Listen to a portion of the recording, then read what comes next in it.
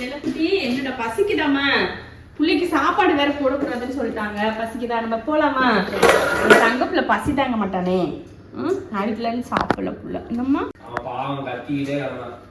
அப்படியா கத்திட்டே இருந்தியா? பாவமா இருந்துச்சாமா?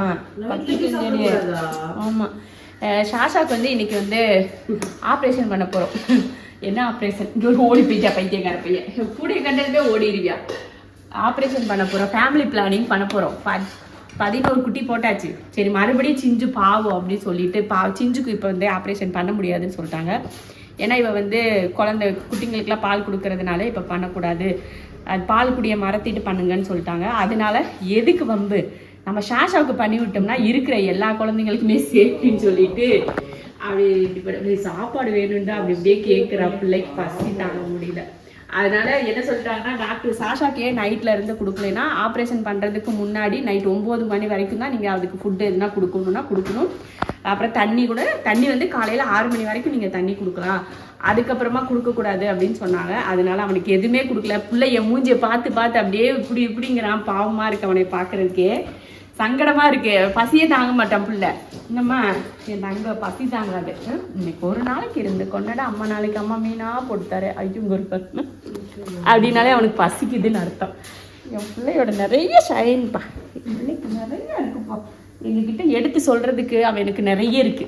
கண்ணை மூடி இப்படி முழிப்பான், ஒரு மாதிரி மூஞ்ச சோகமா வச்சுட்டா பசிக்குதுன்னுவான். எப்படின்னுவான், வெளியில போகணுன்னா ஓடி காட்டுவான். அப்புறம் புல்லு சாப்பிடணும்னு அங்கே ஒரு பூச்செடி இருக்குது பார்த்தீங்களா, அந்த பூச்செடியில் போய் புல் இருக்குல்ல அதை தின்னு காட்டுவான், மேலே போய் புல் சாப்பிடலாம் அப்படின்னு.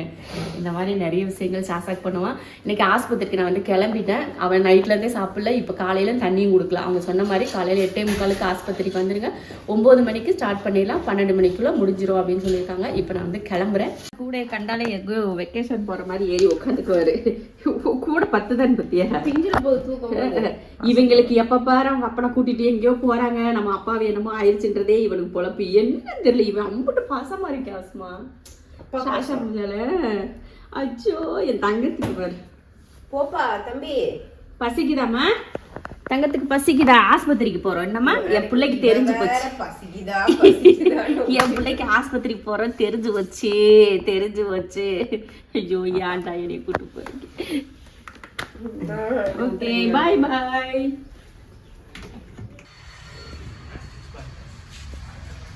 இங்க வந்தா மட்டும் மூஞ்சி திரும்ப இருந்து பயமா இருக்கா? பயமா இருக்கா? இன்னும் கொஞ்சம் பயங்கரமா நேரத்துல பசிக்குதாக்கா? மழையாவு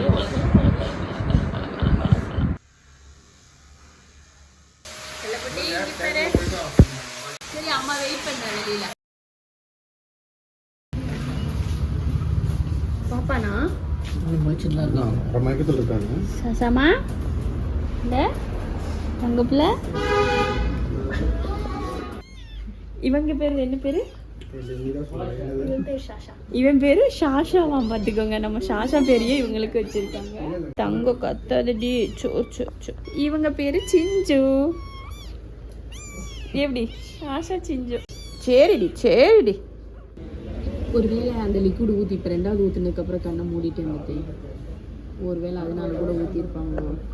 ஒருவேளை அந்த கண்ணை ஃபுல்லாக மூடினாதான் நல்லா ரெக்கவர் ஆயிடுவாங்கன்னு அர்த்தம் போல. வேணாண்டா எடுத்துக்கூட.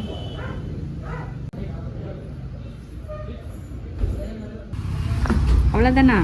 மயக்க தெளிஞ்சிச்சா? தங்க பிள்ளைக்கு தெளிஞ்சிருச்சாடி? என்னாச்சு? ஆமாம், எடுக்கக்கூடாது. இன்னும் 6:30 வரைக்கும் வச்சிருக்கேன். திருந்தவே மாட்டேங்க அந்த சாசா. இங்கே பாருங்க, அப்படியே படுக்க வச்சிருக்கேன். படுக்கிறானான்னு பாருங்க. பேசாம கூடைக்குள்ள போட்டுறட்டா? இல்லையே, இனி மேலே போகக்கூடாது. சர்ஜரி பண்ணி கூட அடங்குறானா பார்த்தீங்களா? அங்கேயே ஏறிதான் உட்காருவேன்னு சொல்லிட்டு மேலே தான் ஏறி உட்காந்துருக்கான் பாருங்க.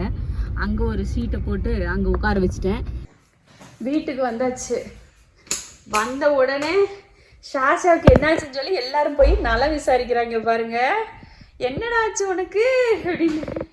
என்னாச்சு பூங்கடாங்கிட்டு ஆஸ்பத்திரிக்கு போயிட்டு வந்தாச்சு. வந்ததுமே ஷாஷாவை எல்லாரும் வந்து பாருங்க, பிள்ளைங்க பொண்டாட்டி எல்லாம் வந்து நலம் விசாரிச்சாச்சு. சிஞ்சுவை பாருங்க, ஒரு சிஞ்சுவை பாருங்கப்பா எப்படி பாக்குதுன்னு. சிஞ்சு எப்படி பார்க்குதுங்க என் பிள்ளைங்களுக்கு எம்பூட்டு அறிவுடா.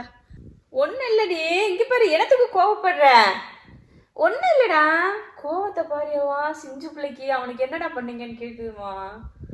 இல்லை குண்டு, போதும் போதும் விடுங்க, நான் போய் மேலே போய் அவனை விட்டுட்டு வர்றேன். போய் தூங்குங்க, நீங்கள்லாம் ஓடுங்க, போய் தூங்குங்கடா, போங்கடா. அவ்வளோதான், ஷாஷா கூட்டிகிட்டு வந்தாச்சு வீட்டுக்கு.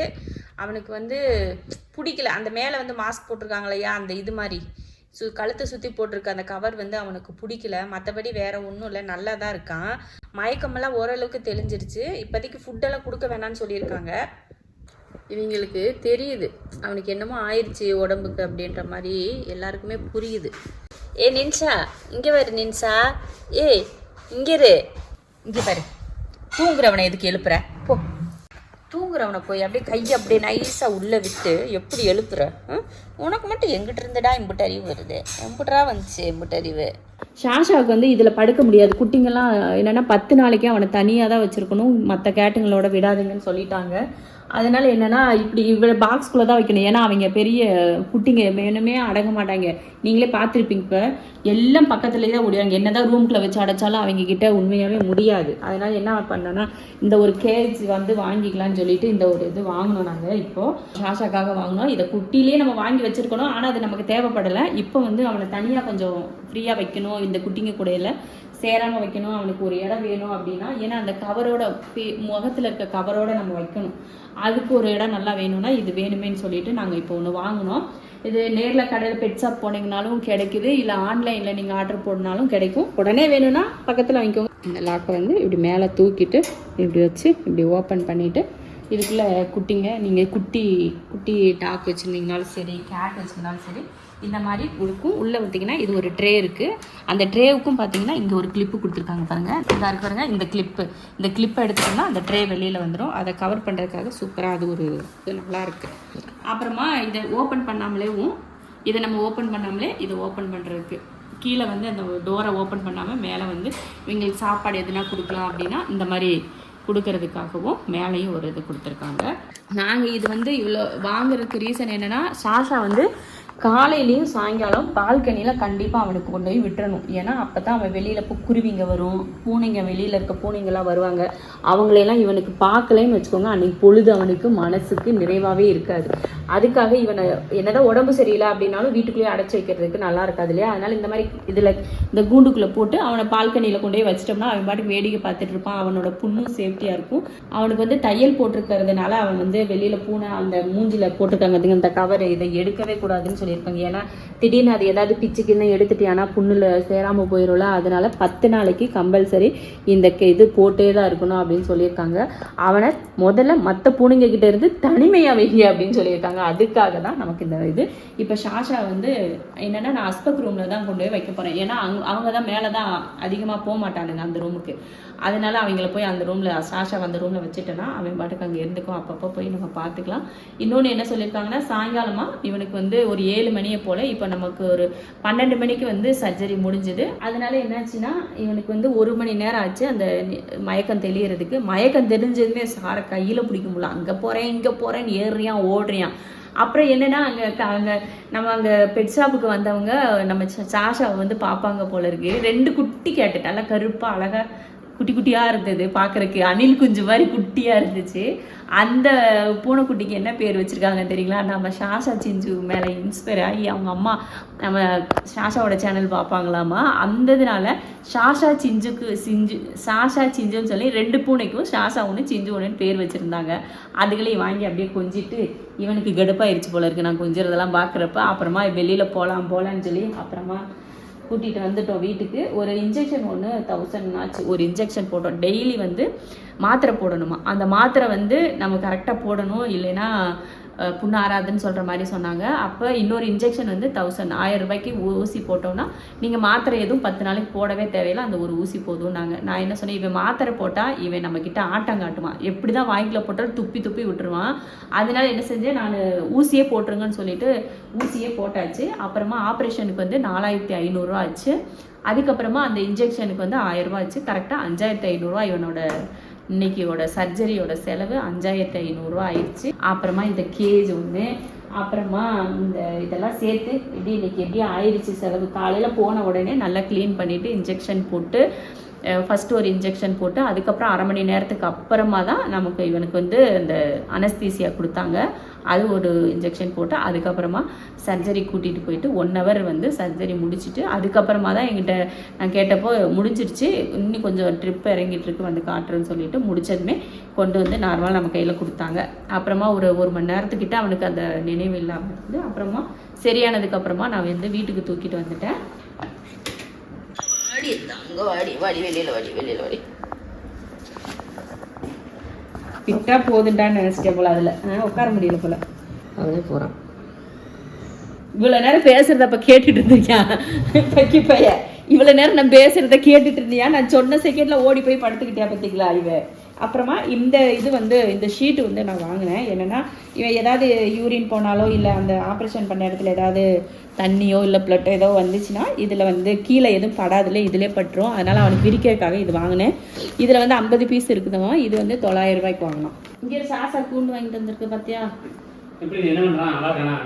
இப்போதான்டா ஓபன் பண்ணி அவனே போய் உள்ள போய் படுத்துக்கிட்டான். எப்பா விட்டா சரியா சாமின்னு. இல்ல நம்ம வாங்கினது இந்த சீட்டு தான் அன்னைக்கு வாங்க சொன்னேன் உனைய.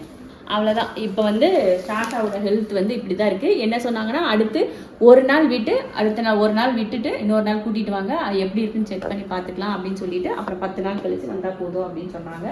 ஓகேன்னு சொல்லிட்டு வந்தாச்சு.